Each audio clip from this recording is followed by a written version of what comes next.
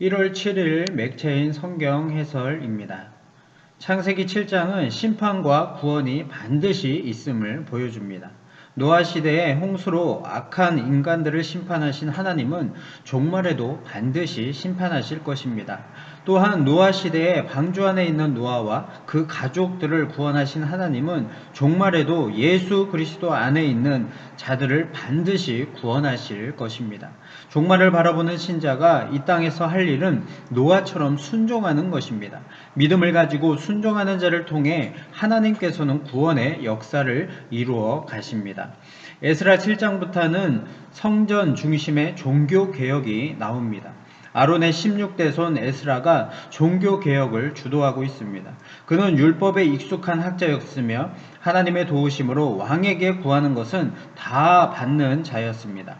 성전이 완공된 지 57년 만에 예루살렘에 도착한 에스라는 여호와의 율법을 연구하여 준행하며 율례와 규례를 이스라엘에게 가르치기로 결심했습니다.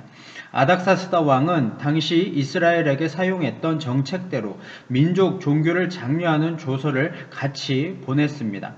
그러나 성경은 이 모든 것이 하나님의 뜻이다라고 말하고 있습니다. 에스라의 종교개혁은 율법을 가르쳐 지키게 하는 것이었습니다. 참된 개혁은 건물 등 상징이 회복되는 것만이 아니고 상징의 그 내용까지 회복되는 것이었습니다. 즉 종교개혁의 성공 여부는 사람이 마음을 다해 하나님을 경외하고 그의 계명에 순종하느냐에 달려 있는 것입니다. 마태복음 7장에서 산상수훈이 마무리되고 있습니다. 위선자는 하나님을 향한 진심이 없이 하나님을 위한 행위를 합니다.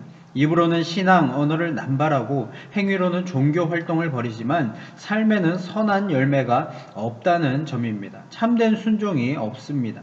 하나님을 사랑하여 하나님의 뜻대로 행하는 삶이 없습니다.